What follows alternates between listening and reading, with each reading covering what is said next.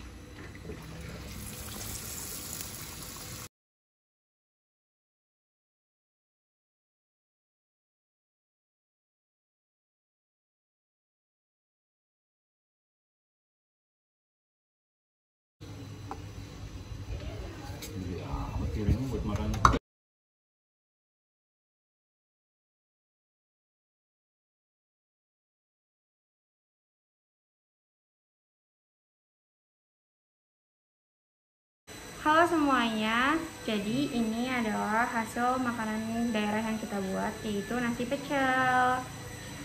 Sama ada Tempenya, ada bayam, kacang panjang, kangkung, daun singkong, dan tauge. Terima kasih. Assalamualaikum warahmatullahi wabarakatuh. Di sini kelompok kami ingin mempresentasikan hasil kerja kami, yaitu pendapatan dan pengeluaran dalam skala kecil yang diperoleh oleh pedagang. Jumlah biaya yang harus dikeluarkan pedagang nasi pecel untuk membuat 15 porsi adalah sekitar Rp35.000. Satu porsi nasi pecel dapat terjual di rentang harga Rp5.000 sampai Rp10.000, di mana pedagang bisa mendapat keuntungan sebesar Rp7.600 per porsinya. Jika saja pedagang dapat menjual 30 porsi dalam sehari, maka pedagang akan mendapatkan Rp228.000 per harinya dan Rp6.840.000 dalam satu bulan jika konsisten menjual 30 porsi dalam sehari.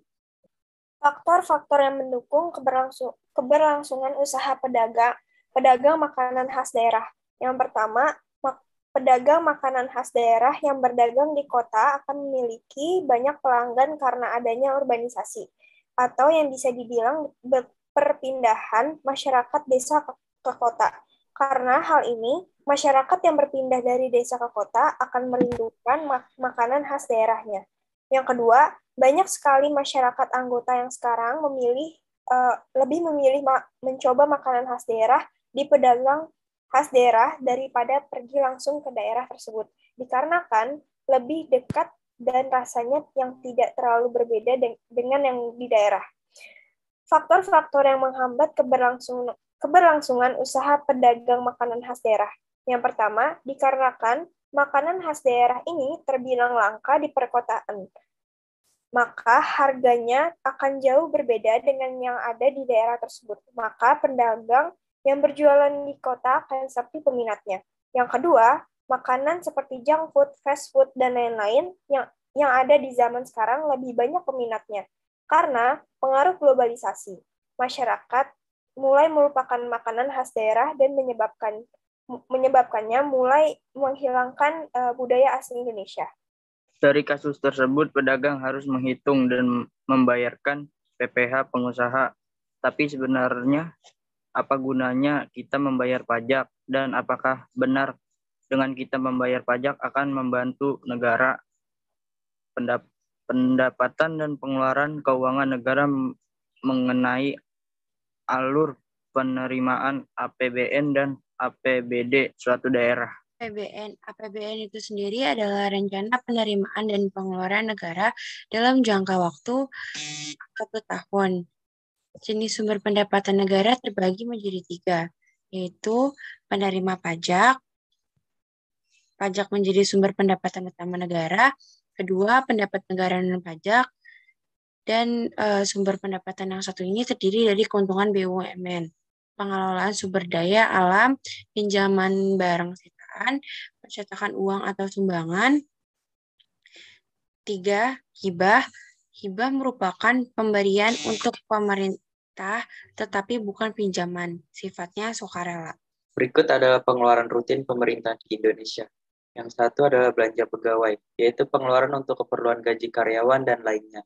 Yang kedua adalah belanja barang. Barang yang dimaksud adalah barang yang berguna untuk penyelenggaraan pemerintah. Yang ketiga, belanja rutin daerah, yaitu pengeluaran negara untuk belanja pegawai dan non-pegawai pemerintah. Yang keempat, bunga dan cicilan utang. Yang kelima, subsidi, yaitu pengeluaran untuk berbagai macam subsidi pemerintah untuk masyarakat. Keenam, berbagai pengeluaran yang bersifat non-apartemen. Sedangkan pengeluaran pembangunan adalah semua pengeluaran negara untuk biaya proyek pembangunan fisik dan non-fisik. B. APBD.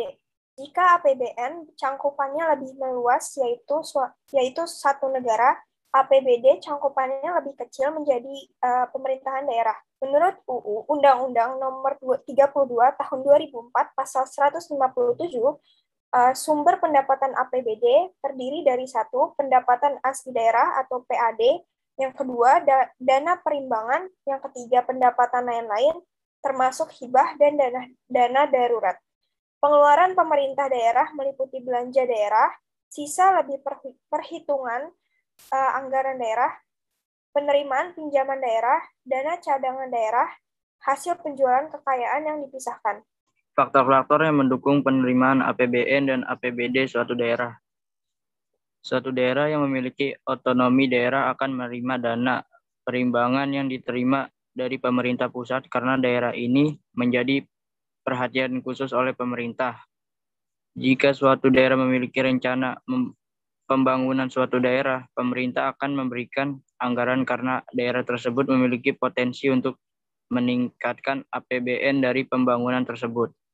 Faktor-faktor yang menghambat penerimaan APBN dan APBD suatu daerah. Daerah selain daerah otonom akan menerima dana perimbangan lebih sedikit dibanding daerah otonom karena dianggap PAD, peranan asli daerahnya kurang diperhatikan oleh pemerintah daerah tersebut. Pembangunan sektor yang tidak merata akan menghambat penerimaan APBN dan APBD suatu daerah karena pemerintah daerah tersebut dianggap tidak bisa merencanakan pembangunan yang benar. Sekian presentasi dari kelompok kami, kurang lebihnya mohon maaf. Wabillahi taufiq wal hidayah. Wassalamualaikum warahmatullahi wabarakatuh.